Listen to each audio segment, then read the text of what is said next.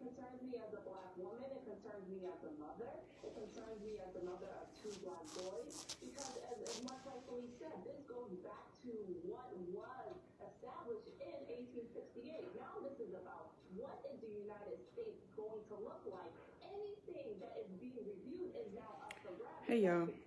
So it's been a minute since I've been on Facebook Live. What have I been doing? Nothing. Doctor's appointments, in the bed, tired. But, okay, let's see. From my last live, I can't remember exactly what I talked about. But, of course, everything is still going with my weekly feels. I made TikToks. So they like little snippets of what my appointments entail, and I upload them. So this week, let's see, December 27th is when I get my port. I'm not sure if you can see it, but this is where they went in. This little knot right here, this little bump, it's kind of dark right here.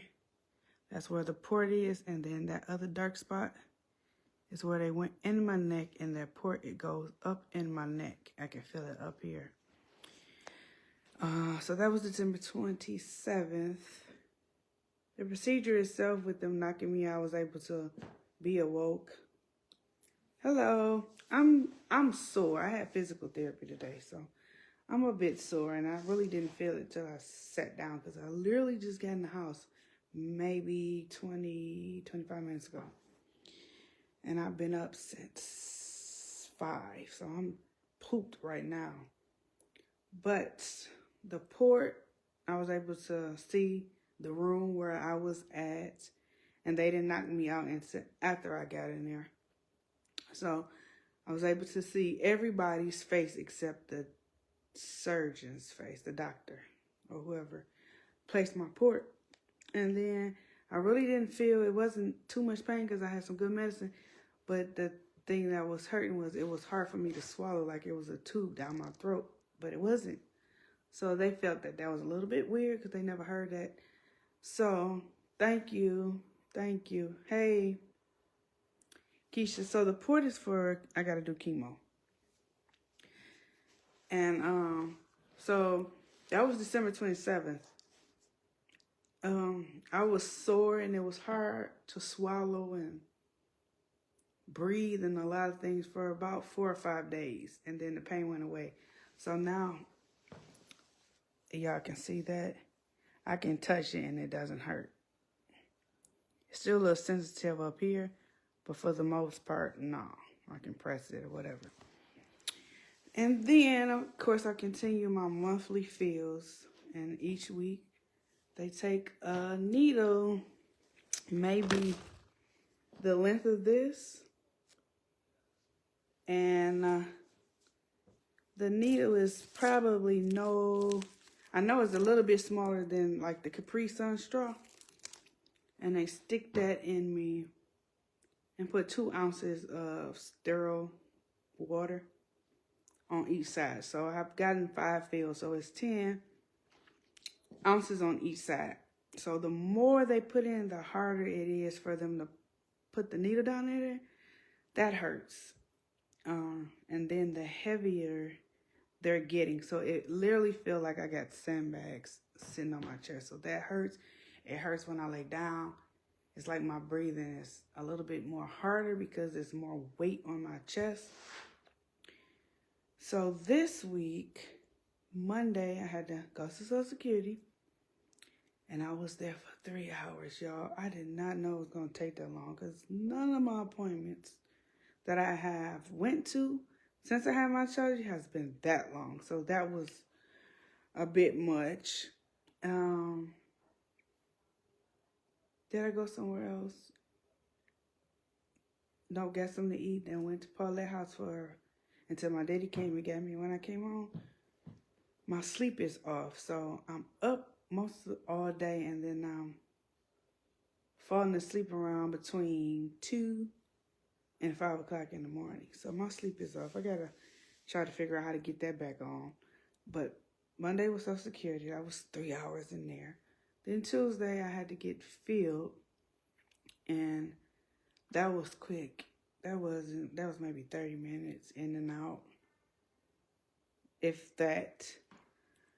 And Wednesday, what did I have to do Wednesday? Oh, I had to go see my oncologist Wednesday.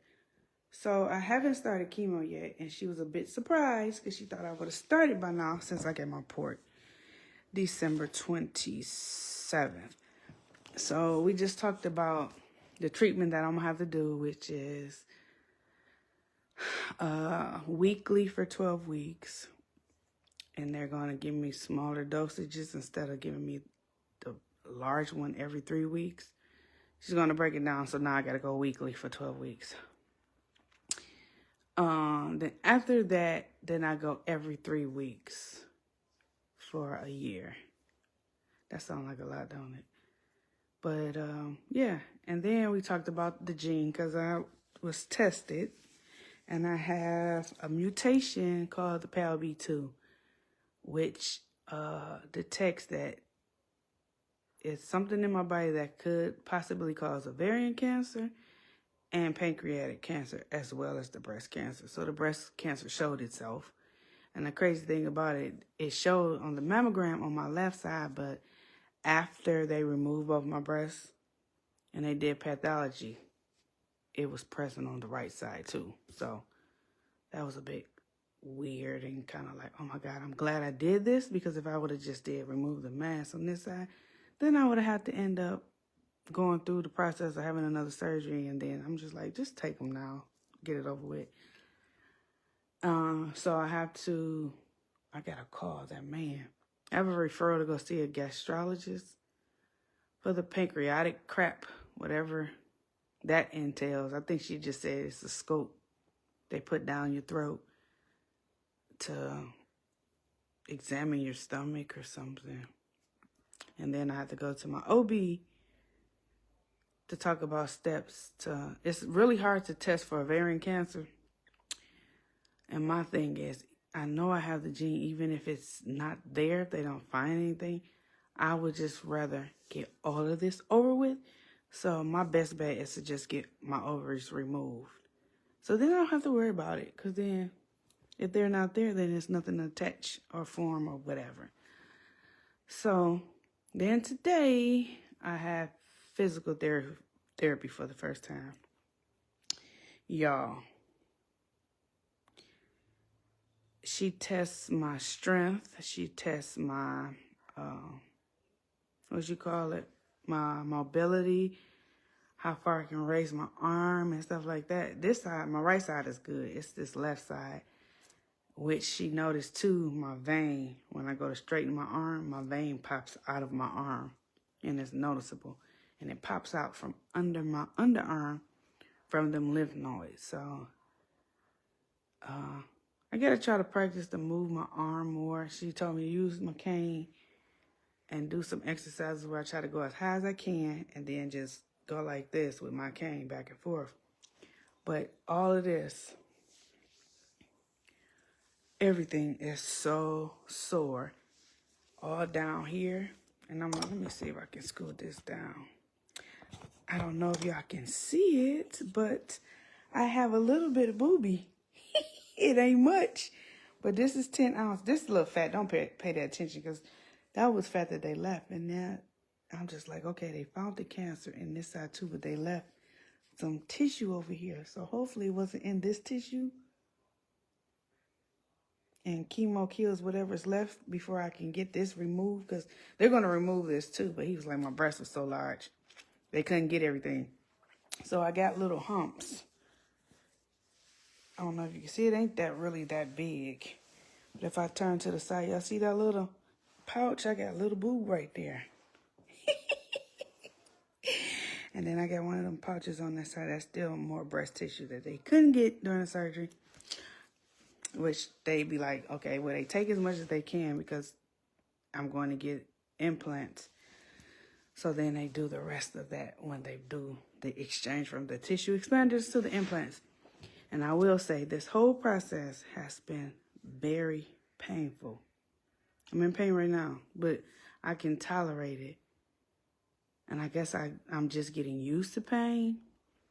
So when I went to my oncologist yesterday, they checked my blood pressure. It was 151 over 109.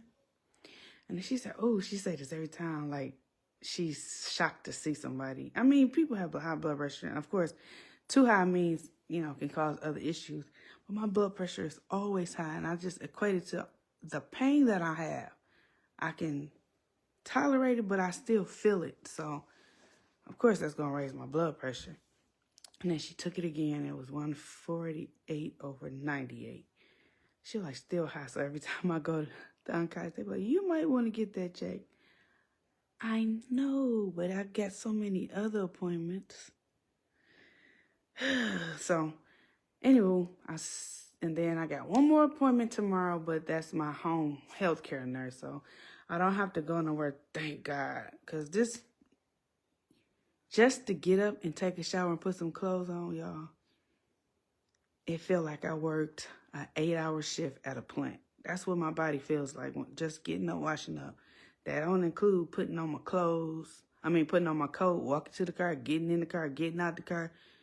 So it's a lot. But I'm trying to keep moving because most of the times I'm here at the house and I'm not going nowhere unless it's a doctor's appointment. And then less than 2 months, I've gained 20 pounds. And when I had my surgery, my boobs alone was 11 pounds. That's crazy. So I done gained those 11 pounds plus 9 back in less than 2 months. So I got to get more active and just stop sitting around and laying around. But it's hard when you're in the house. Ain't nothing to do. And you kind of limited. But I don't want to gain another 20 pounds. So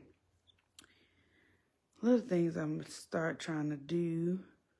I don't know what much I can do, but I know I got to drink more water and stop eating so much until I can get out the house and be more active. So next week I have 3 appointments. Oh, shoot. I have 4 appointments next week. It depends on if my insurance goes through for physical therapy.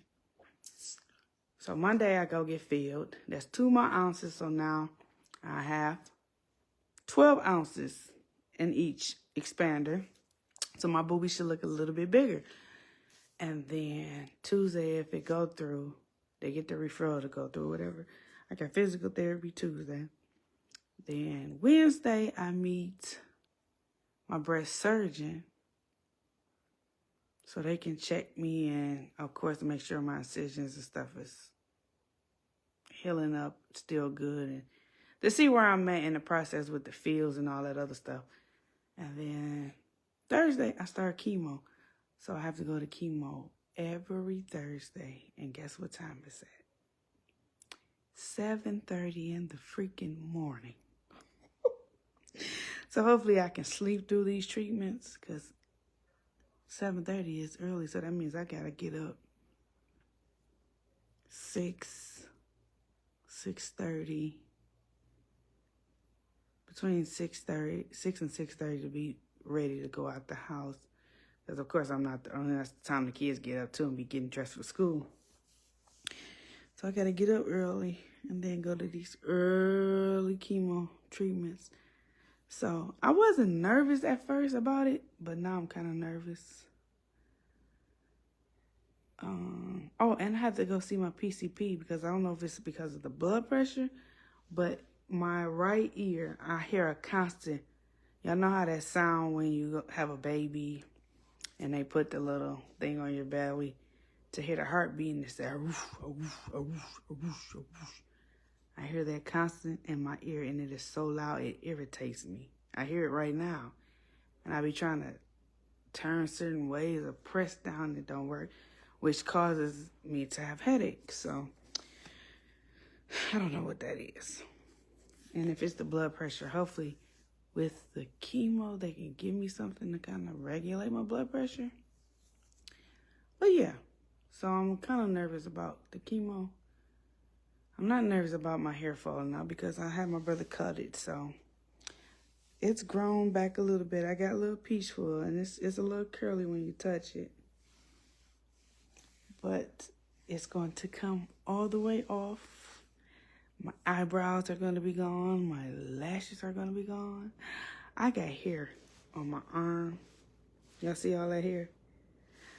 They say that's going to be gone. My underarms, the waist below, all of that. So I'm not nervous about that part. I'm just nervous of the side effects because people keep telling me that I'm going to feel like I'm on fire. My blood is going to feel like I'm on fire. I just don't want to be throwing up or nothing like that. So hopefully it don't knock me down too bad. I look like Kyrie. That is funny, and that's the first. So that's the only thing I'm nervous about. And of course, I got to be at the hospital because my treatments are at the hospital at 7:30 in the morning, 8:30, 9:30, 10:30, 12:30. So I should be done by 12:30, 1 o'clock. That's a long time.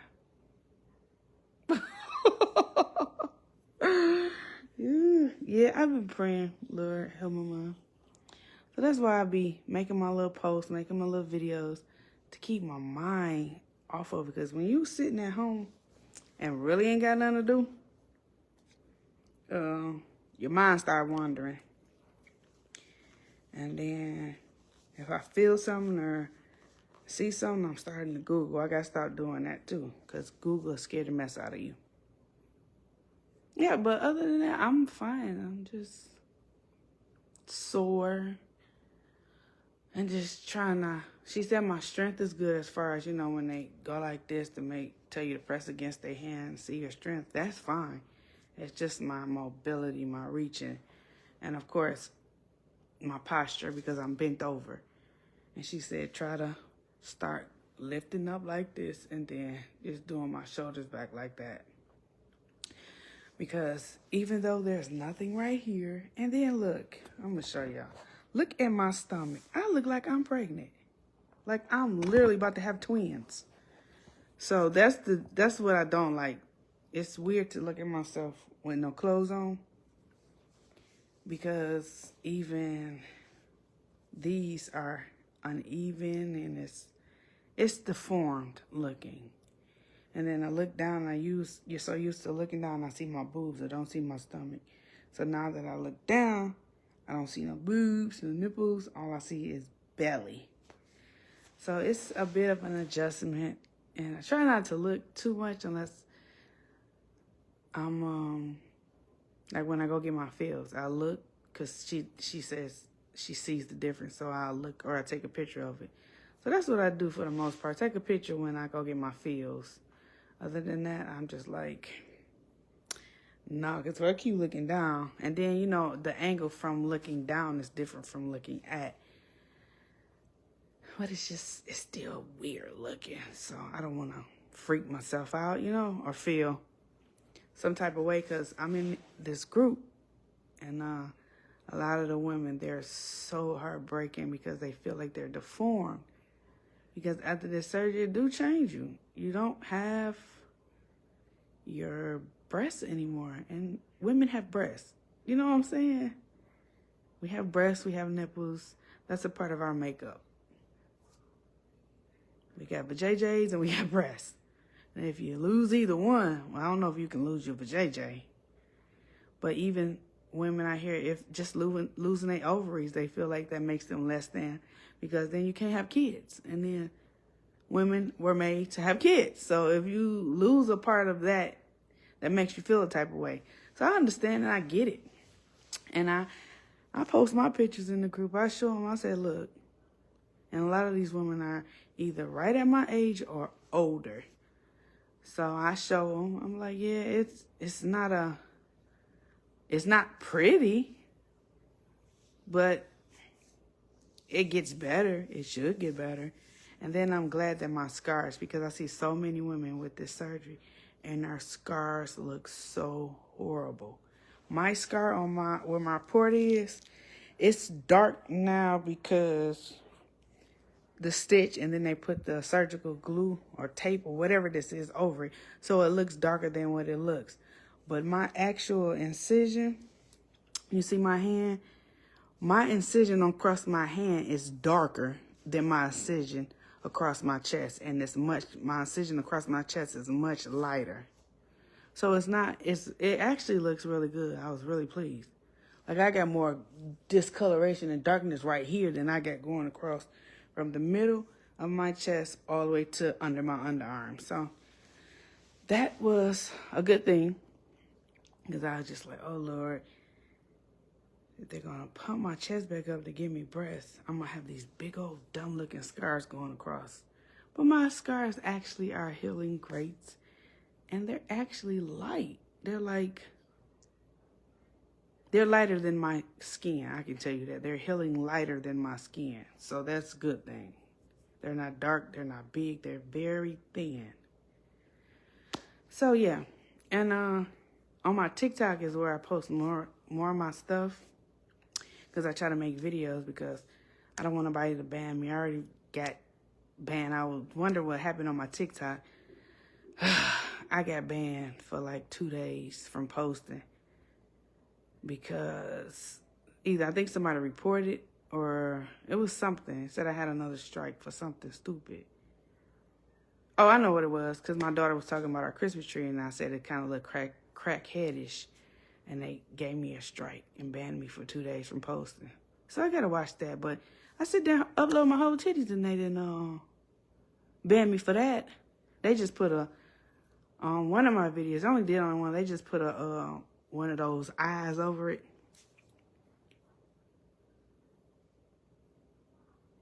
Oh, they had double mastectomies too?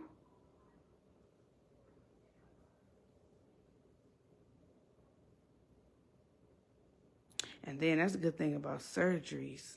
I mean, even if it's horrible, if you find a good surgeon, they can go back and fix it, and it looks much, much better. But I be feeling bad for the women, because they feel like you kind of look like a boy. I never woke up and said, oh, one remove. Oh, okay. Never woke up and said I wanted to be a boy. I like girls. None of that. I'm a woman. I got breasts. I got a vajayjay. And I like men. Oh, your grandma did. Oh, so it runs in the family. Did anybody take a genetic test to see if it's running in the family? So to have breasts, and I have breasts at a very young age. So to go my whole life with them and then don't have them, it is a weird feeling.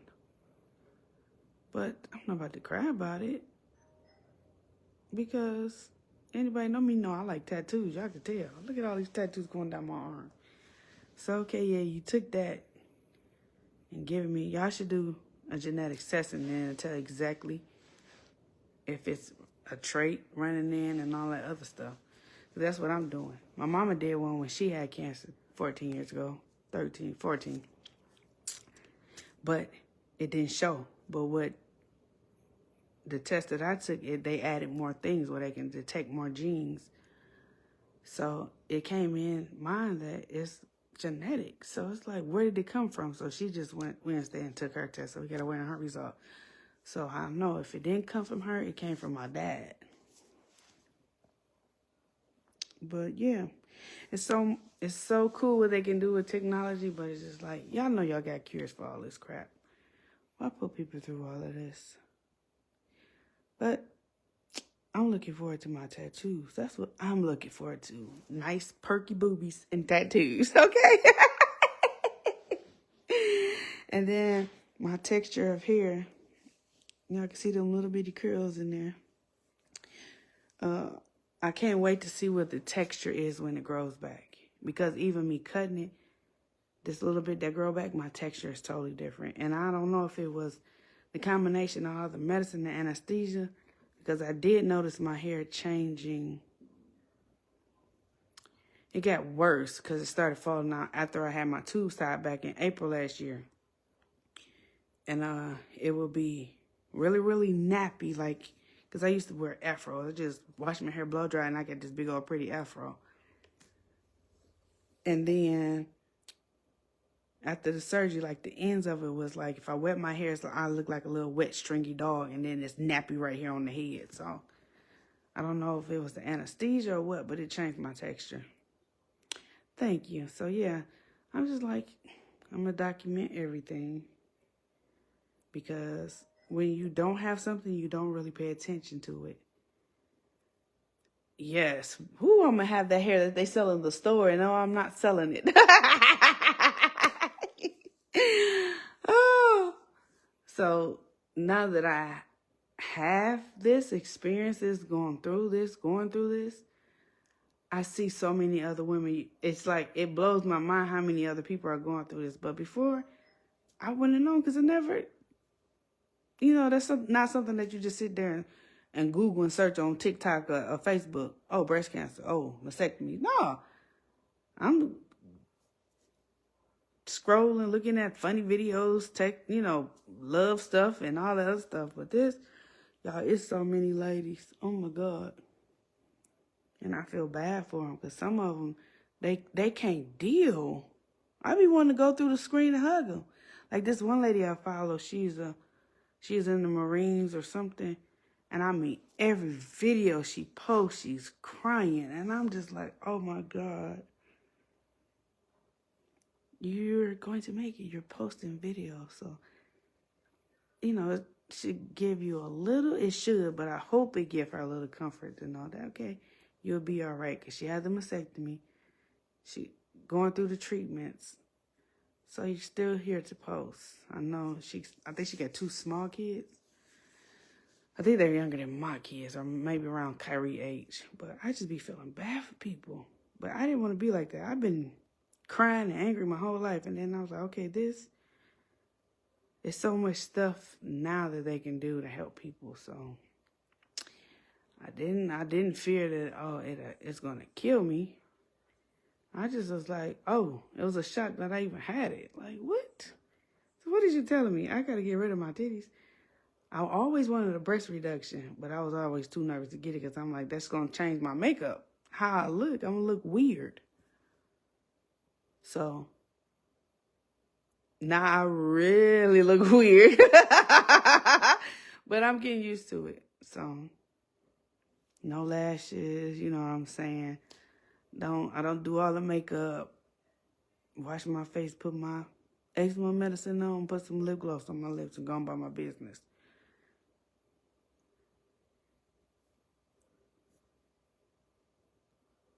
Yes. Because I'm like, if nothing else, my take on it, because some of these women, they be a bit aggressive in these groups. They be too serious. And I'm like, if people want to use different terminologies or different ways to express what they're going through. Like now, if I was, I have to get a bilateral mastectomy and I ain't gonna take my boobs, I would get depressed. I was like, okay, I'm about to get a new boobs. Okay, thank you. And I can get free tattoos. Insurance gonna pay for that?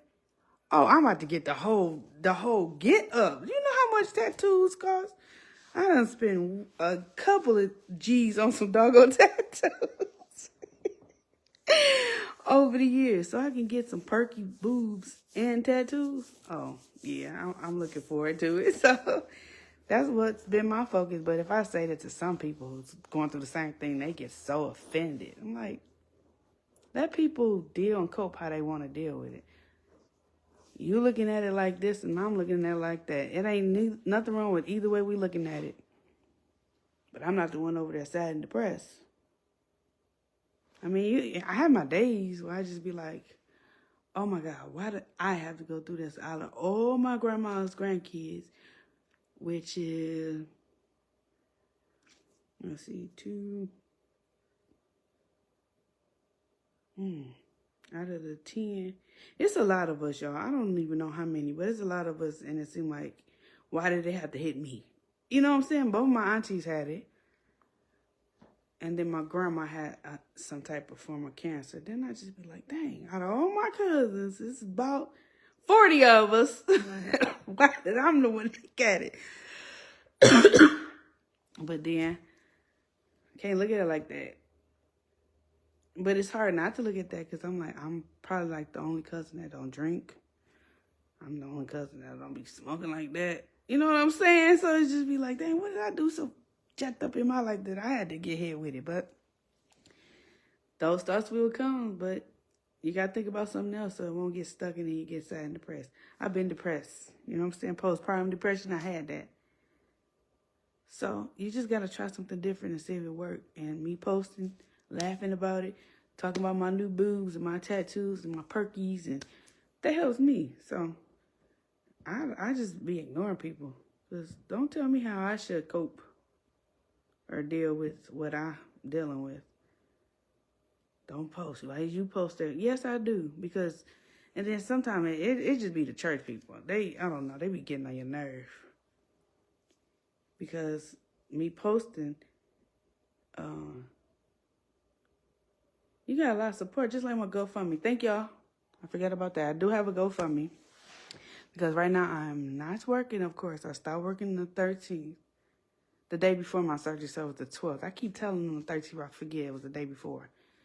And before all of this happened, I tried to call everybody I know I owed some money to, that I was had to owe some money to monthly.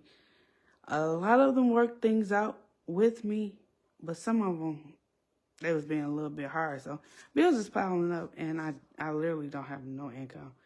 So I didn't want to ask anybody for anything. That's just not me. I hate asking people for stuff. So I was like, no, I'm not going to do the GoFundMe because tax time about to come. But then I got into it with GM and it was just too much. And I'm like, I don't want to get the car repo because I know I'm going to get better. And I need a car. So I don't want that on my credit. So I did the GoFundMe, and thank y'all for everybody who donated, who shared. Every little bit helps. I was able to pay a car note to keep my car, all my other bills, and they helped pay some other bills too. So, because I still have a home, I still have lights. They don't care about you being sick.